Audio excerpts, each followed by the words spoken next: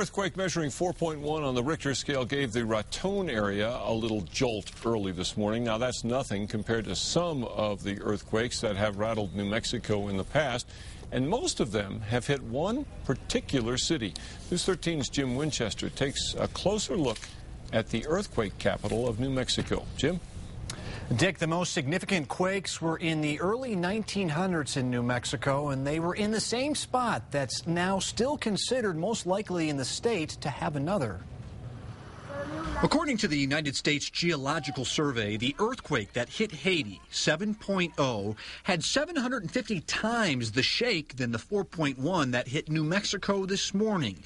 In fact, New Mexico hasn't had an earthquake on record equivalent to a 6.2 since 1906. That year, back-to-back quakes hit Socorro, still today considered the state's geological hotspot.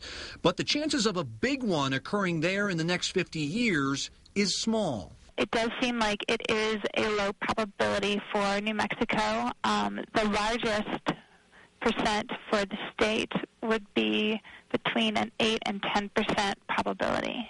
These maps provided by the USGS to News 13 today show the probabilities low, but higher than most other locations in the area.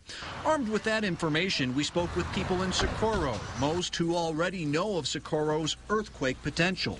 It's hard to live in Socorro and not know about it because we have Emmertech here and there's earthquakes, once every couple of years that you can sort of feel, but, not big ones. For the most part, the thought of the big one hitting here is an afterthought. The manager of the grocery store we were in said he's not worried about an earthquake sending items flying off his shelves. When you hear about an earthquake in New Mexico, does it make you think a little more about this kind of stuff? It does.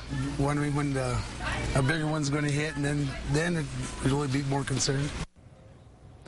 Now, over the past 140 years, more than half of the earthquakes on record in New Mexico have hit the Socorro area. Dick, back to you. Right, Jim, the quakes that shook Socorro back in 1906 and 07 took down chimneys, they knocked plaster off walls, and they did send things flying off shelves onto the floor.